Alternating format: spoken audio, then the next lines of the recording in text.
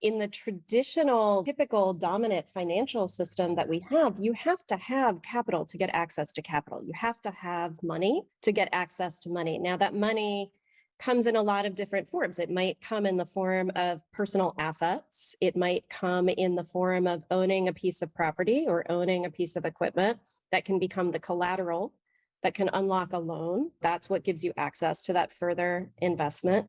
It might come in the form of having good personal credit. So having had the opportunity to access credit in the first place, to build that credit, whether that's getting a loan, whether that's getting a credit card and making monthly payments on it.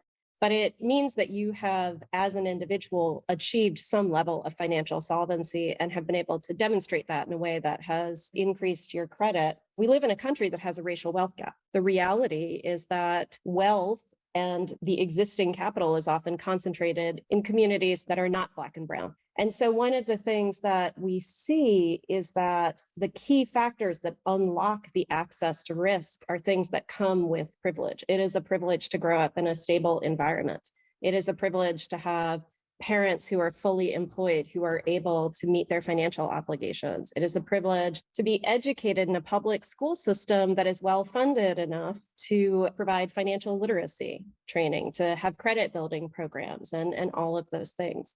And so there is a logic of exclusion that further marginalizes the communities that are already locked out of economic self-sufficiency by denying them access to the capital that they need to build resilient businesses, to work towards economic self-determination.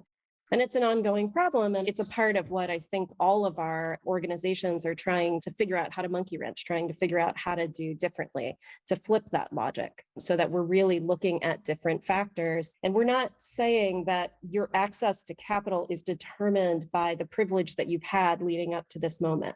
We're saying that your access to capital should be determined by what you're doing in this moment, the relationships that you're building, the work that you're doing, how you're in community with the people around you.